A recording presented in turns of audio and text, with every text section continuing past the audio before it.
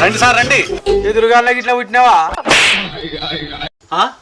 ఏది గట్ల అంటున్నావు? ఇక్కడ నేను ఒక్కనే ఉన్నా, పక్క పొన్న కూడా ఎవరు లేరు. ఇక్కడ దయాలకి ఇట్లా కనబడతానా అని. అయ్యో అవేం కనబడతలేవు సార్. ఆయన సారు అన్నది మిమ్మల్ని.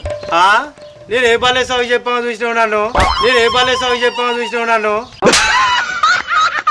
నేను పెయింటింగ్ పని చేస్తా, సారు కాదు భయ్యా అని ఊరి.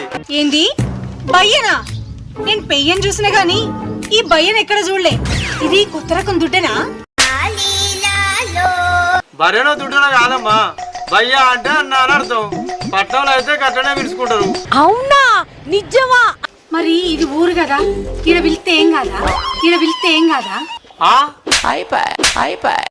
మనోనికి గట్టిగా పడ్డది. నేను మీకేసినని మీరు నాకెత్తారా?